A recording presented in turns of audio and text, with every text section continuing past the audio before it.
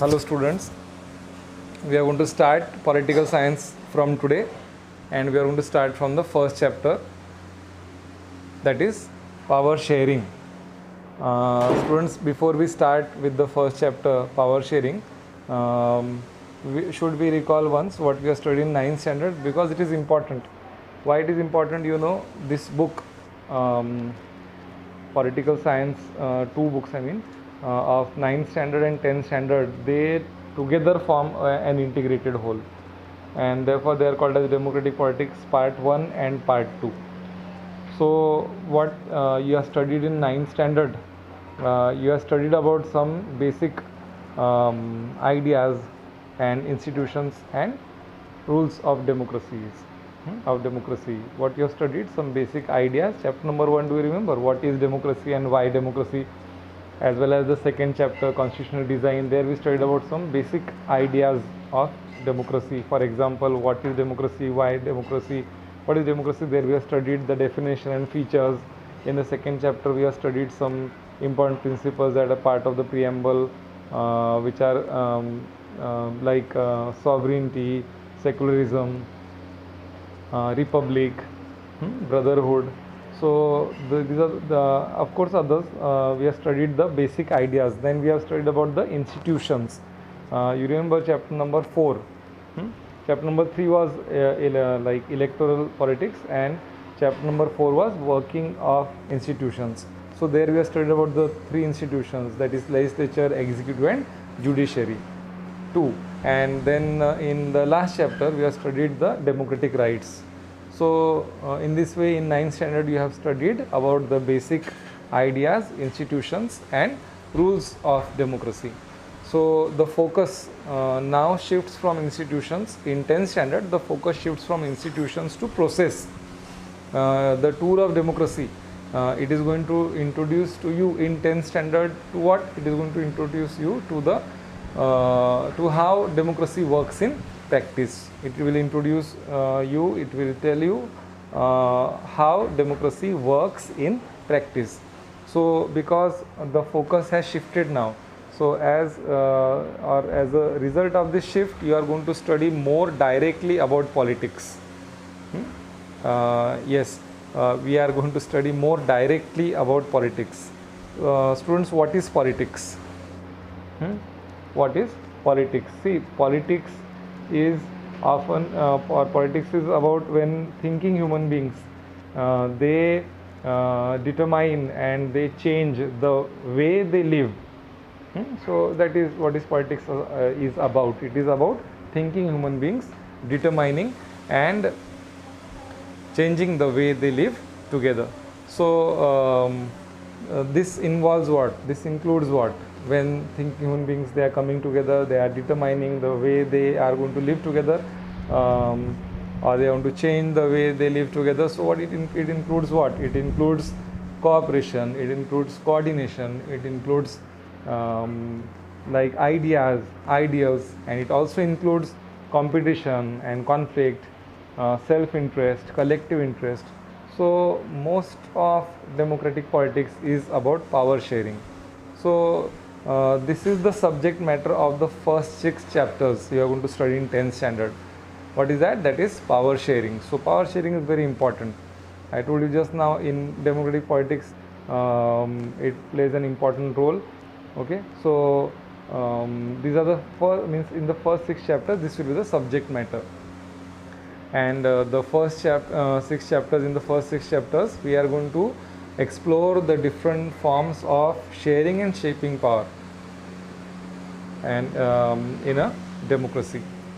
So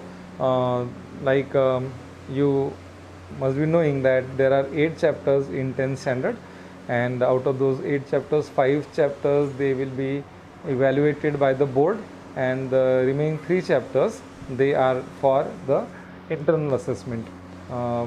You must have gone through the textbook. I hope the textbook is with you now. So just see the names of the lessons and what we are going to study in the different 8 chapters. See, first chapter and the second chapter, that constitutes the first unit of 10th standard textbook. That constitutes the first unit. and it it presents the idea of power sharing. The first two chapters, which constitute the first unit, it presents the idea of power sharing. You will get to know like what is meant by power sharing, okay, and then it is going to elaborate, okay, the idea of power sharing will be elaborated in the context of what? It will elaborated in the context of power sharing between the different levels of government. Okay, that will be about the first two chapters. Then chapter number 3 and 4, it constitutes the second unit. It is about what? It tells us about the power sharing and accommodation in different social groups. That will be chapter number 3 and 4. Out of this, third chapter is for internal assessment, that is democracy and diversity.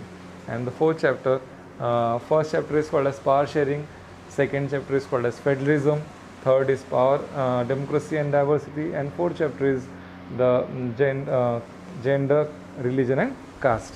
Then what about chapter number 5 and 6, which constitute the third unit? Yes, chapter 5 and 6, they tell us like how important different political organizations and movements are in democracy. So chapter number 5, it is about popular struggles and movements, that is for internal assessment, and 6th chapter is the political parties. Then what about the last two chapters? We take up the two questions with which we began the tour of democracy in 9th standard. Do you remember? First chapter, what is democracy, why democracy? There we have seen how democracy is a better form of government than other forms of government. So we are going to take up the question of what democracy has achieved, even what is yet to be achieved. So these are the two questions, and this leads us to in the final chapter to the challenges that democracy faces and the way we overcome these challenges. So with this, we will end the tour of democracy in 10th standard. And while traveling through the different chapters, the meaning of democracy is going to get expanded. So now we come to the first chapter, that is power sharing. So you see, in every chapter, before beginning the chapter, we want to study the overview. What does the overview do? The overview has two objectives. First of all, it tells us the purpose of the chapter, and secondly, it tells us what is covered in the chapter. So on the right hand side here in blue, which is shaded blue, so there I have mentioned like what is covered in this chapter, like story of Belgium, story of Sri Lanka, what do we learn, need for power sharing and forms of power sharing. But what is the purpose of this chapter? See, the overview tells us that we are going to resume the tour of democracy which we began last year. This is described as the tour of democracy. And what was noted regarding power sharing last year, we noted that the power is divided between the three different organs of the government. Do you remember? Legislature, executive and judiciary. And these three organs, the intelligent sharing of power between these three organs, of course we want to study this year how the sharing of power between these three, it is called a system of checks and balances, okay, how they keep check on one another, okay. So this kind of intelligent power sharing is important to the design of democracy. So this idea, what we started last year of sharing power, we want to carry forward in the next two chapters. Then we are going to start with what? We are going to start with the stories from two countries. One is Sri Lanka and another is Belgium. And both the countries are democracies, and these stories, they are about what? They tell us how these two democracies, how these two countries, they handle the demand for power sharing. And the two stories, when we go through the two stories, they yield some general conclusions about the need for power sharing. And this allows us to discuss about the various forms of power sharing. These forms of power sharing will be taken up in the next two chapters. So students, this is the overview, and now we want to start with the first part of the chapter, that is the story of Belgium. have you heard about the country called Belgium? First, we see the geographical location of this country called Belgium. This is some countries from Europe, and you can see here to the left side you can see United Kingdom. Down to right side you can see Germany in yellow.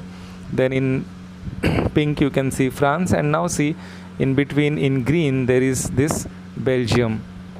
So this country called Belgium, it has a population of, where it is located, first of all it is located, it's a small country in Europe, and it shares boundaries with which countries? You can see in the map it is sharing boundaries with which countries? It is sharing boundary to the east side you can see Germany, to the north you can see Netherlands, and you can see to the southern side or the western side you can see France. So it shares its border with France, Germany and Netherlands, and even you can see Luxembourg is there, it shares border with Luxembourg. So these are the 4 countries with which Belgium shares its borders.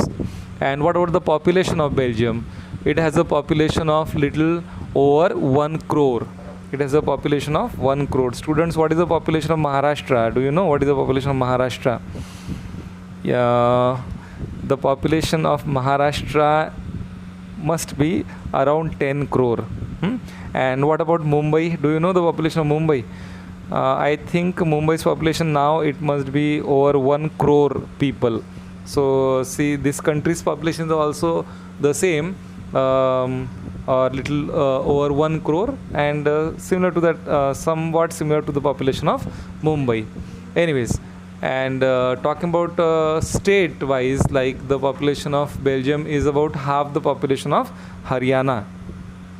Now what are the communities in this country? What is the ethnic composition of this country we are going to study now.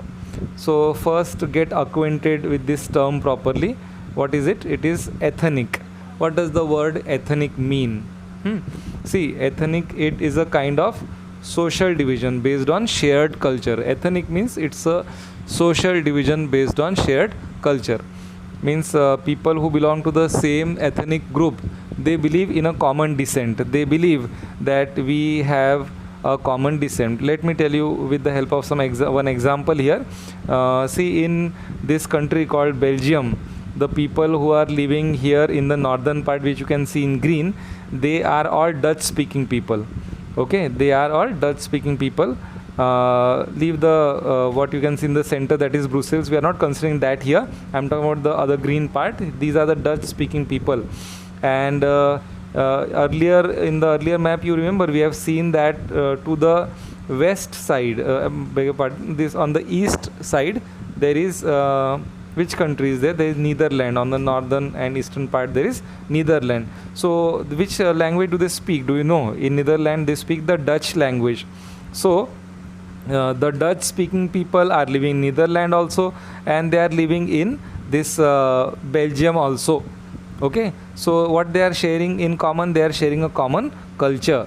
So nationalities are different. Okay, like the Dutch speaking people who are living in Netherlands, their nationality is different, and the nationality of these people who are Dutch speaking in Belgium, their nationality is different. Okay, so these are like 2 ethnic communities. So ethnic means what? It is a group. It's a group social division based on shared culture. And these people, they believe, means those who are of ethnic groups, they believe that or the people belong to the same ethnic group, they believe in a common descent. They believe that they have the same descent, they have descended from the same type of people. Why do they believe? Because they have the similarities of physical type. Okay, so either they're similar physically, they'll be similar, like for example in India, the people who are living in southern India, okay, they are called as Dravidians. Okay, so do you find the people living in South India or who are called as Dravidians different from the people who live in the northern part? Some physical types, do you find some similarities or differences? I think the people living down south, maybe means their stature, the height, or the complexion of their skin. Okay, so it can be different from the people who live in the north. Anyway, so like, or the people living in Africa and the people who live in Europe.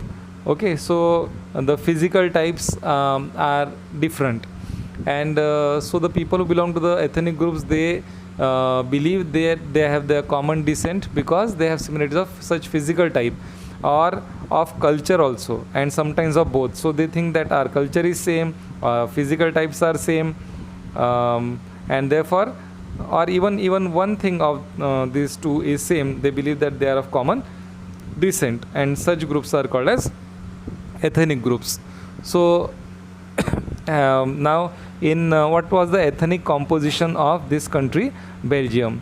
For this, you have to see in this figure, in the northern part, you can see in the figure, in the northern part, the people who were living, they were the Dutch speaking people. They were the Dutch speaking people, and they were living in the northern region, which is called as the Flemish region. The northern region is called as the Flemish region. So once again, this is Belgium, and you can see the two clear divisions here, north and south. The northern in green, they are the Dutch speaking people, they are living in Flemish region. Now the southern part, which you can see in red, these are ethnically different because they are French speaking people. Again, you know that here to the left side, okay, there is France, and these French speaking people and the people living in France who are speaking French, they also must be ethnically same. They also must be believing that they are having same ethnic identities. So yeah, of course their nationalities are also different, and the people who are of the same ethnic group, okay, not necessarily they'll always have the same nationalities, or they always have the same religion. Religion also can be different, nationalities also can be different. Here I will give you example of Sri Lanka. In Sri Lanka there are Tamil people. So those Tamils in Sri Lanka, okay, they are Muslims also, they are Hindus also, and they are Muslims also. So the Tamil speaking people in India and the Tamil speaking people in Sri Lanka, they can be of the same ethnic identities. How? Because they have the common culture, their language is same. Nationalities are different, okay, India and Sri Lanka. Even religions are different, like in India the Hindus are Tamils, and there Muslims are also Tamils. Of course Hindus are also there in Sri Lanka who are Tamils, but Muslims, take example of Muslim Tamils. So religions are also different as compared to the Hindu Tamils in India, okay, and nationalities are also different, but still they are the same ethnic communities. Okay, coming back to this example of Belgium, here we have seen two ethnic communities. One is the northern, living in the Flemish region, they are the Dutch speaking people, and in the southern you can see these are the French speaking people. They are the French speaking people.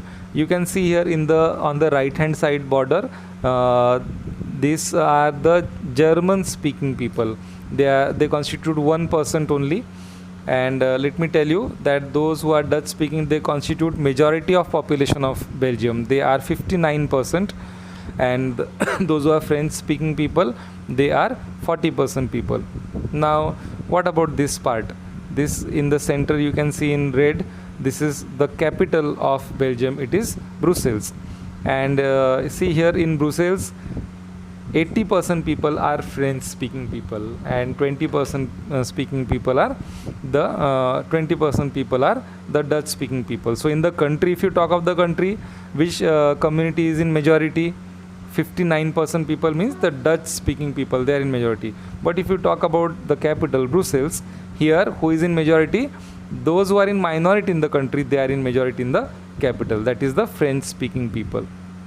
Okay, now this is about the ethnic composition of Belgium. Now what problem it what was tensions, cause of tension in Belgium, and what was the tension that we are going to study in the story of Belgium now in this part. I mean, what were the tensions in Belgium and cause? See, now the minority community, which is the minority community when we talk of the whole country, the French speaking people, they were relatively rich and powerful. What? the people who are in minority in Belgium, that is the French speaking people, they were relatively, comparatively, they were richer and powerful than whom? Than the Dutch speaking community. So this is the first thing, that the French minority people are relatively powerful and rich. Now this was resented by the Dutch speaking community. The Dutch speaking community resented means they disliked, or they got angry when they saw that the minority community is relatively rich and powerful. Why? Because this community, the Dutch speaking community, they got the benefit of economic development and education much later. So the majority community, the Dutch speaking community, they got the benefit of economic development and education much later. Yes. So this led to tension between the two communities. Now you can understand what must be the tension. They might be thinking that they are in majority, so what can they do when they see that in the capital those who are in minority in the country, they are 80% in the capital, and those who are in majority in the country, they are only 20%. And suppose what about the power sharing? How much power they must be getting, those who are 20% there, though they are in majority in the country. Similarly in the country also, the French speaking people who are in minority, because of this, there were tensions among the two communities in the country. Now what could happen in this situation? As I told you that the Dutch community people, they were in majority, so they could have taken advantage of this numeric majority and force its dominance. That is, they must have forced their influence or control or rule on the minority French speaking and German speaking communities. Yes. And if they would have forced their domination or dominance on the minority speaking communities, then this could lead to a very messy partition of the country. The country might have got partitioned into two countries, and the situation would have been very difficult in Brussels. It also must have got partitioned. Both the communities must have claimed they must have claimed for occupation, or they must have claimed their control over Brussels. So what happened there in this country? Then they did not follow the policy of majoritarianism. I'll tell you what is majoritarianism when we study the story of Sri Lanka. Here we are going to study the policy which was adopted by Belgium. Belgium adopted the policy of accommodation. So what did they do here? What is this policy of accommodation? That you have to understand properly now. See, the Belgian leaders, they recognized the existence of regional differences, okay, and the cultural diversities. They recognized that in this country there should be place for people, those of course they are in minority, the French speaking people, but we should also recognize those who are in minority. We should recognize their cultural differences. Okay, so they both the communities, they were ready for accommodation, and the constitution was it was amended 3 times, and then they worked out an arrangement. And what is that arrangement, which is called as the Belgian model? We are going to now see the elements of the Belgian model. So here this is an example of how Belgium, it dealt with the demand for power sharing. First of all, we start with the central government. What kind of central government was there in Belgium? You know that in India, like there is central government, there are like the power is divided between central government and state government. So in Belgium, what kind of central government was there? See, what kind of arrangement was made for the regarding the central government was that the number of Dutch speaking and French speaking ministers shall be equal. Are you noting it? That the number of Dutch speaking and French speaking ministers shall be equal. See here, though the French speaking people, they are in minority, but still the Dutch speaking people were ready to share equal power with them. This is power sharing. They were ready to share equal power with those who were in minority. So in the central government you will find the same number of members from both the communities getting equal power. This is about the central government. Then what about the state governments? The state governments are not subordinate to the central government. This is also very important. You know that down you can see in red the French community that is in majority, or like in the red region the French community people are living. So that would constitute a regional government, but that regional government also will be as powerful as the central government, where who is in majority? The Dutch speaking people are in majority. So regional governments, both the regional governments, they would have the equal power as the central government has. This is regarding the state government. Now many powers of the central government have been given to the state governments. Number two about the state government is that many powers of the central government, they have been given to the state government. After this, there was another type of government which was called as the community government. What is that? This is the community government. The community government has the power regarding cultural, educational and language related issues. Try to understand this, that language related issues, power, who was going to have power related to language related issues? The community government. What does this mean? That the people belonging to the different communities, they elect, the community government is elected by the people belong to the to one language community, that is Dutch, French and German speaking, no matter where they live. This means what? Suppose somebody is living in the northern part, that is the where the Dutch speaking people are living. Now though these people, they are also living in Brussels. So suppose a law has to be made related to language. For example, which language should be there for the medium of instruction?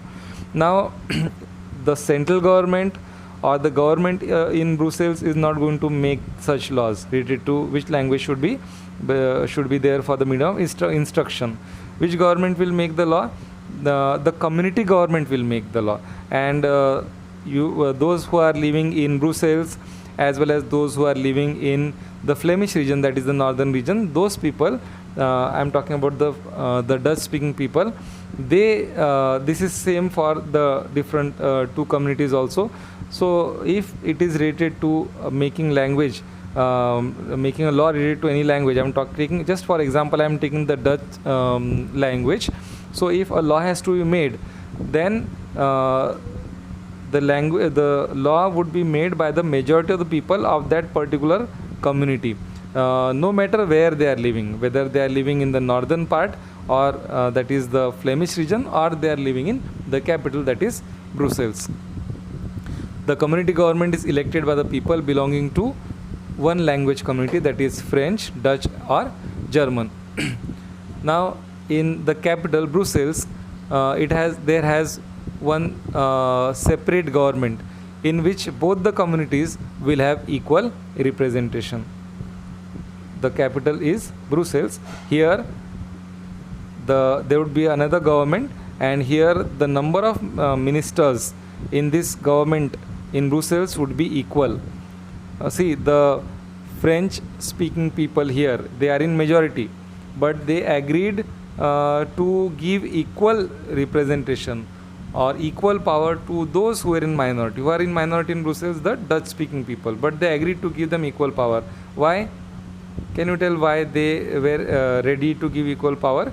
Because they have seen that in the central government, though the French speaking people are in minority, the Dutch speaking people who are in majority, they are giving them equal representation in central government, equal power in central government. Therefore here in Brussels, they were ready to give equal powers to the Dutch speaking people. And now the last arrangement is that some special laws require the consent of majority of members from each linguistic group.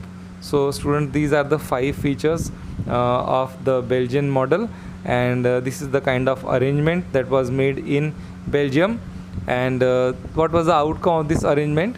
The outcome of this arrangement was that they helped to avoid a civic strife in the country, hmm? And a possible partition of the country on linguistic lines. So Belgium was saved, we can say, possibly from partition because of this kind of arrangement of power sharing.